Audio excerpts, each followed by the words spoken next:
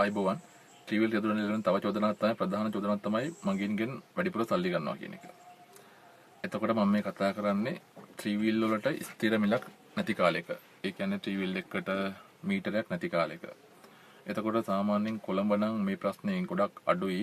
කොළඹ වට ප්‍රදේශවල මොකද මිනිස්සු මීටරේ නැග්ගා ත්‍රිවිල් එකට මීටරේ ඔන් කරා අදාළ තැනින් බැස්සා ගාන දුන්නා ගියා. එතකොට මමත් ත්‍රිවිල් එකට මීටරයක් එන්න ඕනි කියන තැන අනිවාර්යෙන් ඉන්නවා. ඒ අදාළ පැත්තේ ඉන්න රියදුරෝයි නිලධාරියෝ එකතු වෙලා ගණන් කතා කරලා සාධාරණ ගානකට මීටරයක් එන්න ඕනි කියන තැන මාත් අනිවාර්යෙන් ඉන්නවා. එතකොට මගින්ගෙන් සල්ලි වැඩිපුර ගන්නවා කියන කතන්දර මෙන්න එහෙමයි වෙන්නේ. අපි හිතමුකෝ අපි කඩේකට බඩුවක් ගන්න ගියා කියලා. කඩේකට බඩුවක් ගන්න ගියාම බඩුව ගන්න ඉස්සෙල්ලා ඒකේ මිලක් නැත්තම් අපි කඩේ මුදලින් අහනවා මේක කීයද? එතකොට අපි ගෙවන ගානට අපිට වටිනවා නම් විතරයි අපි මේ බඩුව ගන්නෙ. එහෙම නැත්තම් අපි බඩුව ගන්න නැතුව හරි මුදලේ කියලා හරි මොන හරි දෙයක් කියලා අපි කඩෙන් එළියට එනවා. උදාහරණයක් වශයෙන් මෙහෙම හිතමුකෝ. අපි බස් එකකින් බැලලා හෝ ටවුමින් මහරි වැඩක් කරගෙන ඉවරලා අපි යන ටීල් පාක් එකක් ගාවට. එහෙම නැත්තම් පාරේ යන ට්‍රිවිල් එකකට අතහරි දික් කරනවා. අත දික් කළා දැන් ගමුකෝ මගේ නගරේ නුවර.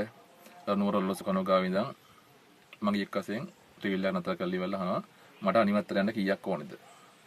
එතකොට මේ යන අවස්ථාවේ මගියා ගානක් හිතාගෙන යන්නේ. මගේ මේ ගානට ආවොතින් මම යනවා. එතකොට මගියා හිතාන් යන ගානට වැඩිය ගානක් තව රියදුරා කියනවා. එතකොට මගියා මොකද කරන්න ඕනේ?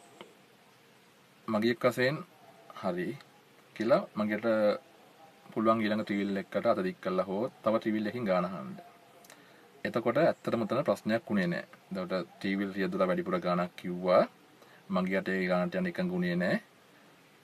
දෙන්නා දෙපැත්තට ගියා. ට්‍රිවිල් රියදුරා වෙන හයරයක් ගන්න ගියා. මගියා එක්කෝ වෙනම කරදීකට එක්කෝ බස් එකේ යන්න එහෙම නැත්නම් වෙන ට්‍රිවිල් එකක යන්න මොනවා හරි ඔප්ෂන් එකක් ඇත්තටම උතනදී ට්‍රිවිල් රියදුරා වැඩිපුර ගානක් කිව්වට වැඩිපුර ගානක් ගන්න බෑ එහෙම.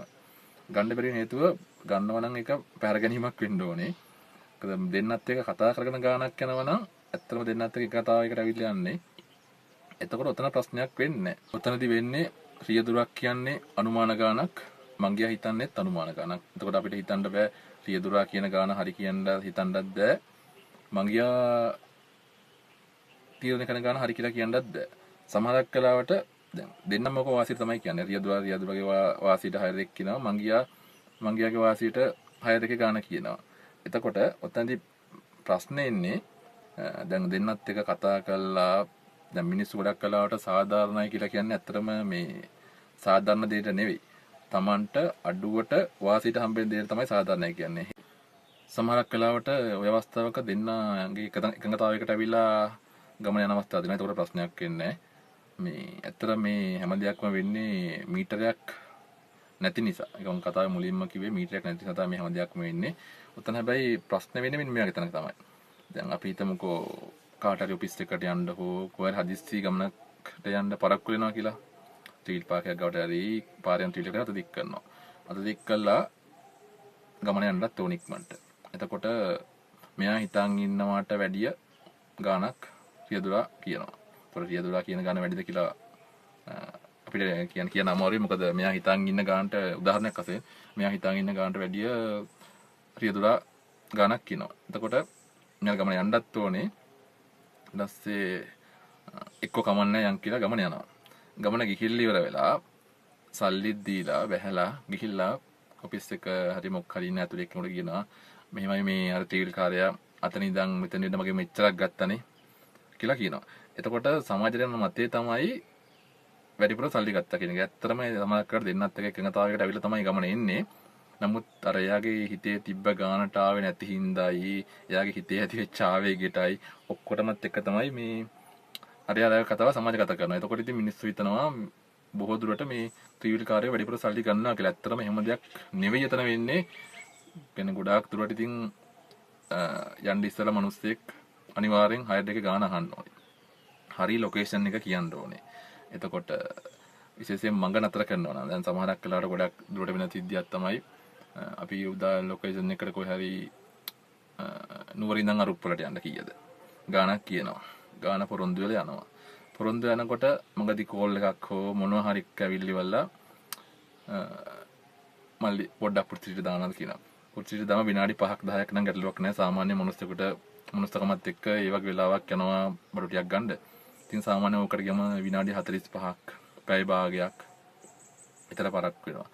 පරක් වෙලා ඉතින් හයරක බහිනකොට තව 50ක් හෝ 100ක් වැඩිපුර කිව්වහම ගොඩක් වෙලාට කියනවා මල්ලියා පොරොන්දුනේ මේ ගානට.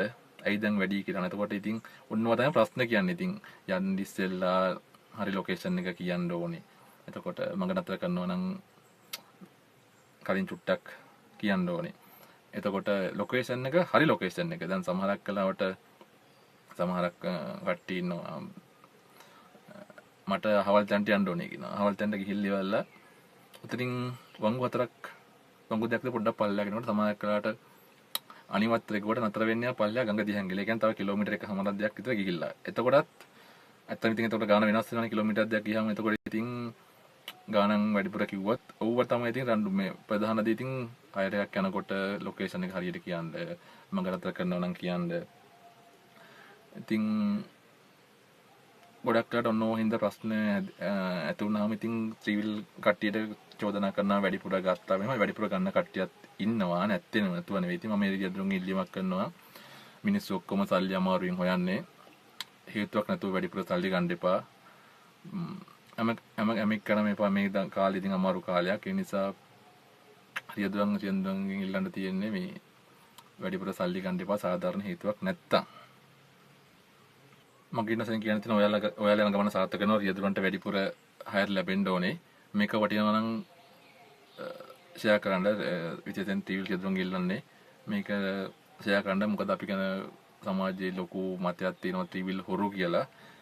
ඒ මතේ පුළුවන් විදිහට හරි පොඩ්ඩක් හරි ඉගෙනනවා නම් ඒක ලොකු දෙයක්. ස්තුතියි.